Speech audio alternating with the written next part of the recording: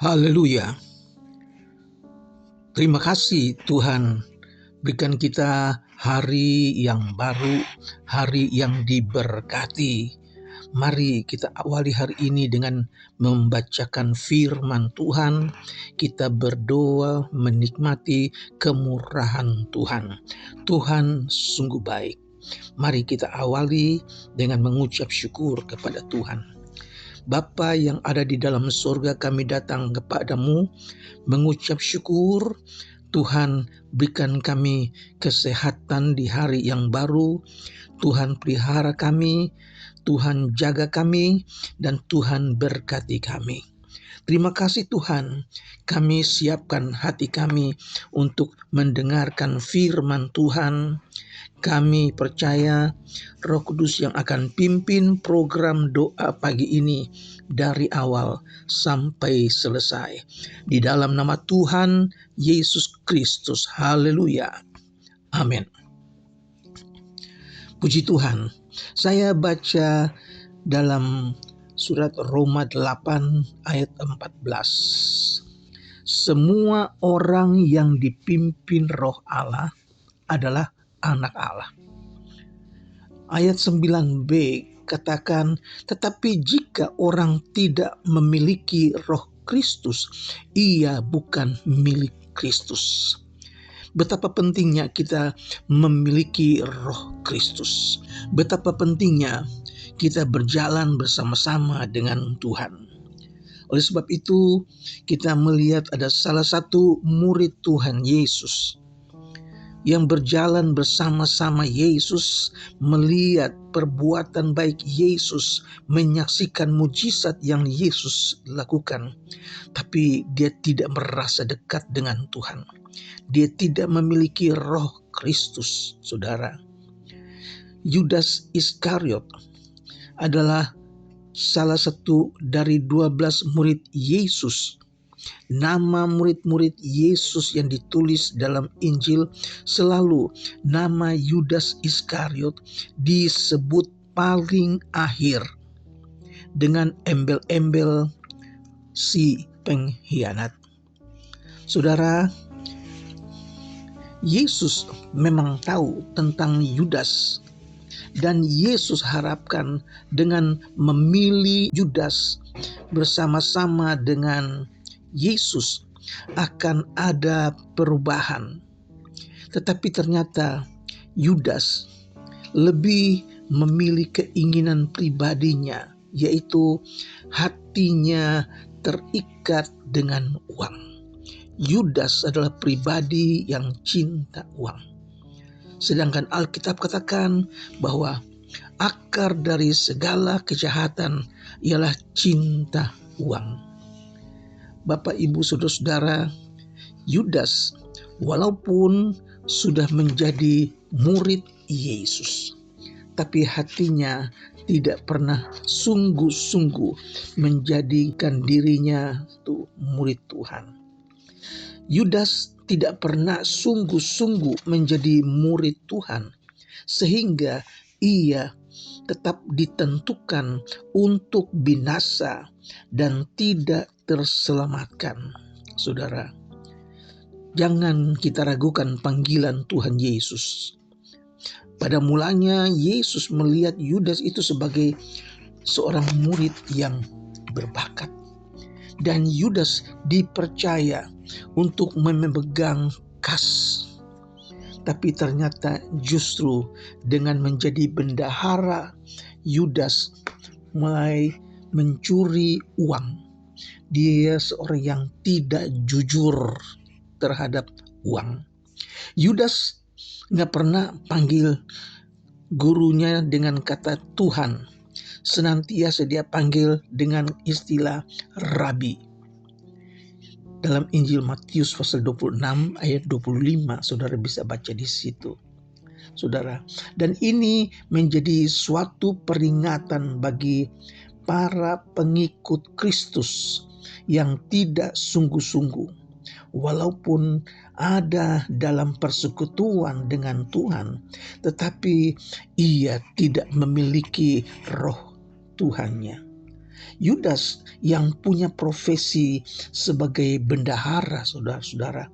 Di dalam Injil Yohanes pasal 13 ayat 29, saudara, bahkan dalam Injil Yohanes pasal 12 ayat 6 dikatakan Yudas adalah pencuri karena ia sering mengambil uang kas.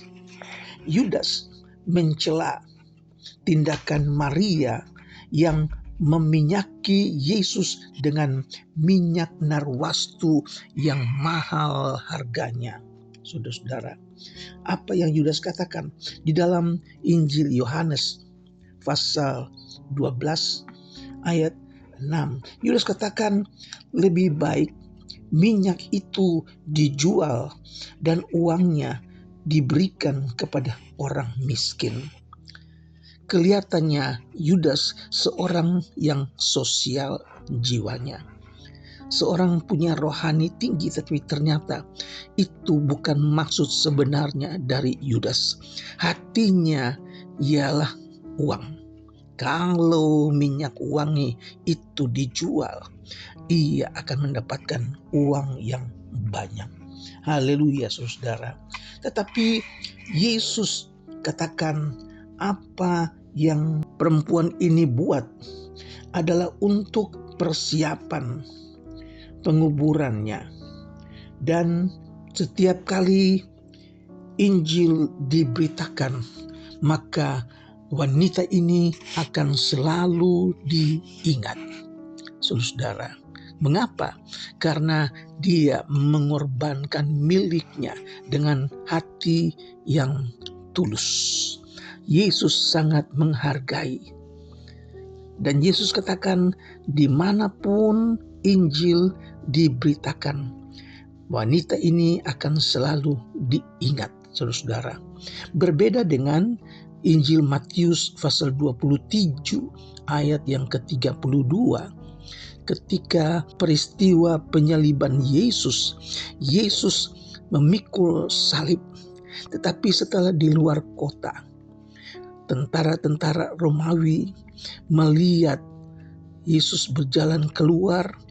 Mereka, tentara-tentara itu, berjumpa dengan seorang dari Kirene bernama Simon. Dan apa yang mereka lakukan? Mereka memaksa Simon untuk memikul salib Yesus, saudara-saudara. Dan Simon tidak dapat melawan.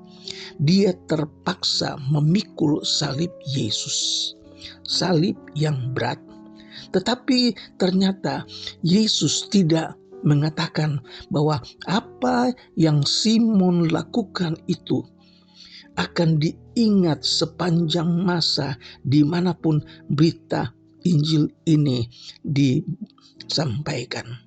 Tetapi perempuan yang memberikan minyak, Yesus katakan kapanpun Injil ini diberitakan, perempuan ini akan selalu diingat. Mengapa? Wanita ini, Maria, memberi dengan hati yang tulus. Sedangkan Simon memikul salib Yesus, salib yang berat. Bukan karena dia sengaja minta untuk pikul salib, tetapi dia dipaksa pikul salib. Dia terpaksa pikul salib. Itu sebabnya Yesus tidak berikan komentar apa-apa tentang Simon, saudara-saudara. Jadi perlu kita ingat, lakukanlah segala sesuatu untuk Tuhan dengan hati yang tulus. Bukan karena paksa, bukan karena dipaksa, tetapi dengan hati yang rela, hati yang tulus. Haleluya, saudara. Dalam Injil Matius pasal 26 ayat 14 sampai 16 dikatakan, kemudian Yudas pergi kepada imam-imam kepala untuk mengkhianati Yesus. Sudah sekian kali Yesus menegur Yudas. Tetapi Yudas pura-pura tidak tahu, pura-pura tidak mengerti. Yudas berkata kepada imam-imam kepala, ini saat-saat menjelang Yesus ditangkap, saudara. Setelah mereka mengadakan perjamuan ketika dalam Injil Yohanes pasal 13 ayat 30, dan setelah Yudas menerima roti itu, ia kerasukan iblis. Maka Yesus berkata kepadanya, apa yang hendak kau perbuat? Perbuatlah dengan segera. Yesus tahu, bahkan berulang-ulang kali dia katakan kepada murid-muridnya, salah seorang dari antara kamu, dia akan menyerahkan aku. Malah Yudas katakan, bukan aku kan, saudara-saudara. Nah, Yudas setelah menerima roti, satu kesempatan terakhir, kalau dia mau berubah, kalau dia mau bertobat, tapi ternyata Yudas masih tetap dengan kekerasan hatinya. Dia tetap dengan pendirian keinginan hatinya. Yudas setelah menerima roti itu, dia pergi menemui imam-imam kepala. Dan setelah ketemu, dia katakan kepada mereka, apa yang hendak kamu berikan kepadaku, supaya aku menyerahkan dia kepadamu? Mereka membayar 30 keping perak kepadanya. Dan mulai saat itu Yudas mencari kesempatan untuk menyerahkan Yesus. Perjamuan Tuhan, jika dilakukan dengan hati yang tulus, akan menjadi berkat.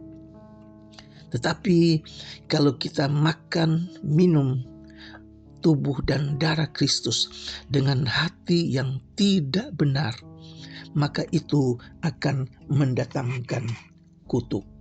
Setelah Yudas tahu bahwa Yesus dihukum mati, maka menyesallah dia. Dalam Matius pasal 27 ayat 5, Yudas menyesali perbuatannya.